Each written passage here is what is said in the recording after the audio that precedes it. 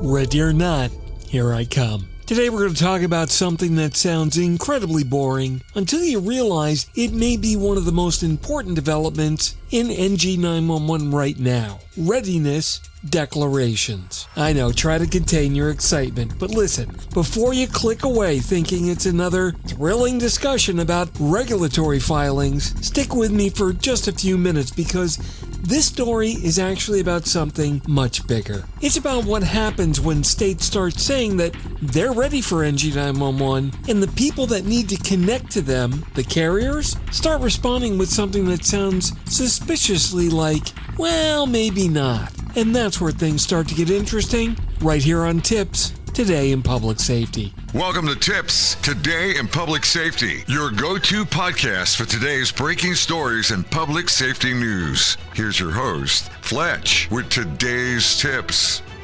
Welcome to TiPS, Today in Public Safety. This is Fletch. I'm a NENA certified ENP, and every Monday, Wednesday, and Friday each week, I bring you the latest in public safety news and information. Let's get started. Readiness Declarations. Now, I understand many of you likely have never heard what a readiness declaration actually is. So let's start off with a simple explanation. You see, for a couple of decades now, public safety has been talking about next generation 911. We've talked about the EZNets, the Emergency Services IP networks, that are like the underlying internet of 911 services. We've talked about NGCS, or Next Generation Core Services. That's the state's or 911 authorities' network that delivers the service. We've talked about SIP signaling, which is that modern IP-based magic protocol that allows voice, video, text, and multimedia to pass between two parties. If you've ever video conferenced, you've used it. And we've talked about all the additional data, the geospatial routing, and all those other shiny objects that show up in PowerPoint presentations that gets people like me really excited. But eventually, somebody's got to stop talking about NG911 and actually deploy it. And that's exactly where the FCC's regulatory readiness process comes into play. A state, a commonwealth, or other 911 authority has got the ability to effectively raise its hand and announce, "We're ready. Our infrastructure is in place. The door's open. Bring us your NG911 traffic." And once that event happens, special federally mandated obligations begin to apply to the originating service providers, the carriers, the people that deliver your local services. So in other words, the conversation changes from someday to it's showtime.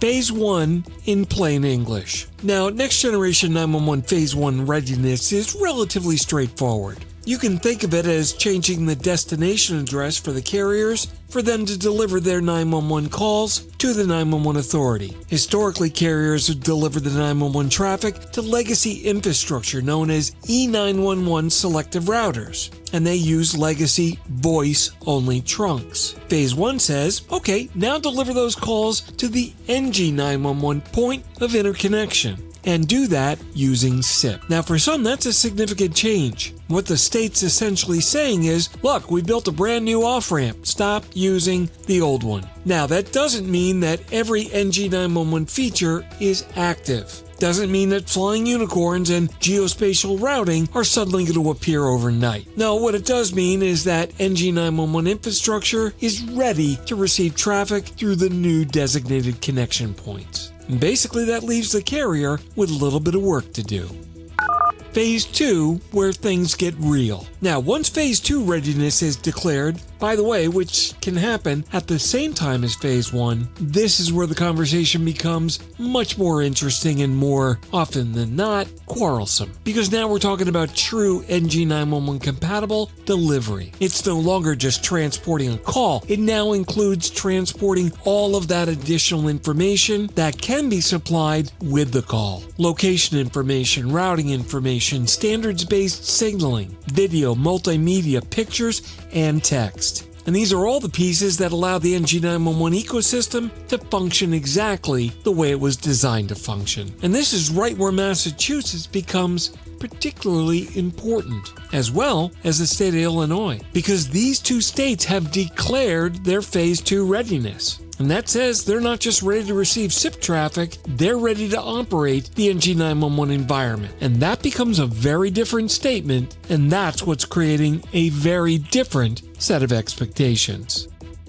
So why all the drama? Well, whenever a state declares either readiness, someone's got to change the way they've been operating and inevitably starts arguing about whether the state's actually ready, or whether the filing is complete, or whether testing should occur first, or whether additional clarification is needed in the matter, or whether Mercury is in retrograde. Look, some of those concerns may be legitimate. There's no doubt that building an NG911 infrastructure is complicated.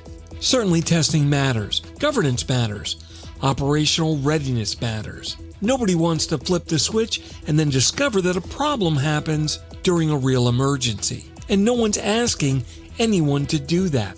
But let's also be honest. Yeah, this is all brand new technology to public safety, but it's also technology that's been used in our businesses, banking, airlines, hospitals, and commercial services for more than 2 decades. But I think there's also another factor that's in play: the fear of change. Because NG911 forces change throughout the ecosystem. Changes to interfaces, changes to operational procedures, changes to accountability, and changes to business models that have existed forever. And history has repeatedly demonstrated that the carriers are often very enthusiastic about innovation right up until the time where it comes to put that innovation in play and do something.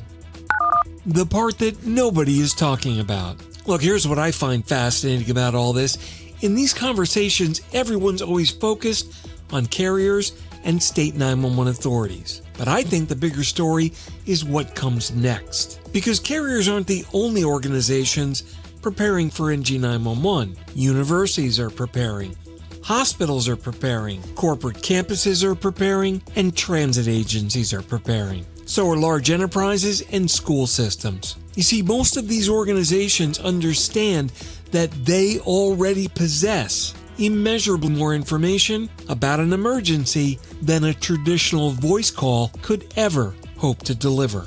Critical information like indoor maps, access control information, video analytics, and even real-time occupancy information of a particular area. Then there are the panic alerts, the IoT sensor data, as well as all that building intelligence that can greatly assist in creating dynamic responder instructions. The list keeps growing and growing, and increasingly these organizations are asking a very reasonable question. Hey, if that NG911 ecosystem is ready and it can receive this information, how do we get our data in there so we can improve urgent response in our facility? And that's where things become very uncomfortable, because somebody's got to transport the data, somebody's got to secure it, somebody has to validate it, and somebody has to decide what passes through and what doesn't. And then suddenly NG911 isn't just a public safety project anymore.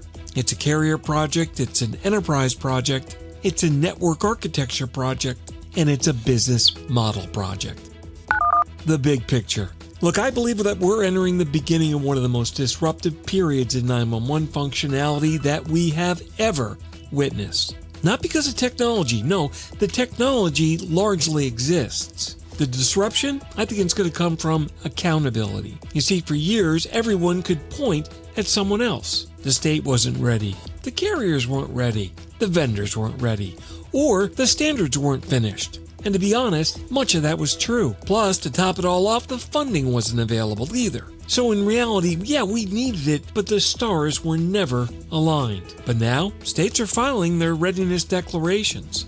And beyond those Phase 2 that are ready, there's a whole slew of Phase 1s. And every one of the new declarations removes yet another excuse from the list. So the conversation, well, it's changing from when NG911 arrives to NG911 is here, what's your plan? And that is a very different conversation. And I think it's one that carriers, vendors, enterprises, and public safety agencies are all going to have to answer.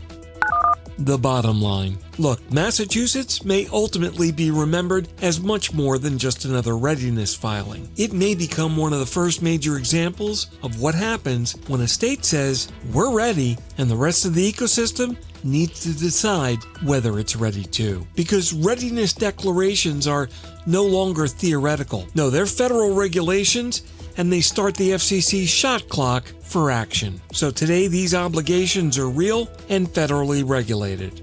So whether you're a carrier, an enterprise, a vendor, or a public safety agency, the next generation 911 future is rapidly becoming a present-day operational requirement. Ready or not, here it comes. Thanks for sticking with me on this one. Remember to like and subscribe. This is Fletch, and that's today's episode of TiPS, Today in Public Safety. You've been listening to TiPS, Today in Public Safety, your go-to podcast for today's breaking stories and public safety news. Hosted by Fletch and available every Monday, Wednesday, and Friday. Catch past episodes on 911tips.com. Be sure to like and subscribe, and remember to join us each week for the latest on NG911.